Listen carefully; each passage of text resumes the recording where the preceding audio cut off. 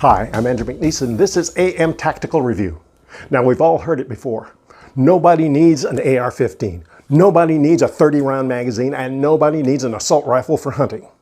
Now, if you're like me, those kind of statements make your skin crawl. It certainly makes mine crawl, and I'm going to tell you why right now.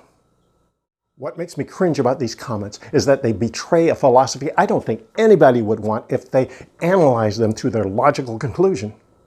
That philosophy says that if you don't need it, you shouldn't have it, and if it offends me, it should be taken away. The absurdity of this philosophy can be easily demonstrated when you take it out of the realm of emotionally charged firearms and start applying it to the more mundane things of life. Now, first, I would pose to you a question. Do you have anything in your life that you don't need? Is that a diamond ring on your finger? Well, I'm here to tell you, you don't need it. Cubic zirconium looks just fine. And since you don't need it, you shouldn't have it. And if it offends me, maybe it should be taken away. Is that a Beamer or a Mercedes or a Tesla you're driving? Well, I'm here to tell you, you don't need them. Fact is, Toyota is just fine. And if you don't need it, maybe you shouldn't have it. And if I'm offended by your luxury car, maybe it should be taken away. And what about that shoe collection? I mean, come on. Nobody needs more than maybe, 2-3 pairs of shoes. If you've got more, then you don't need them and you shouldn't have them. And quite frankly, people who have 20 pairs of shoes, that offends me. They should be taken away. Of course, these examples only deal with trivial matters in the grand scheme of things. But when a philosophy, like if you don't need it, you shouldn't have it, is applied to civil rights, it takes an all-new and very chilling tone. Think of it. Does anyone really need to burn an American flag? I find that practice particularly offensive. So should we do away with freedom of expression? You've probably noticed people say incredibly stupid and unnecessary things all the time.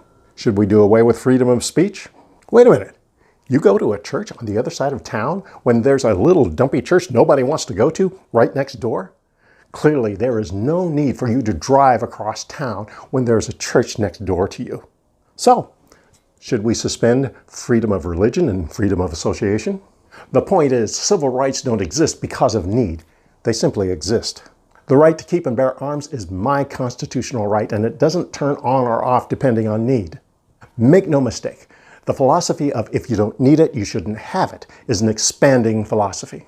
I would submit to you that all of the Bill of Rights amendments are targeted and vulnerable to if you don't need it, you shouldn't have it.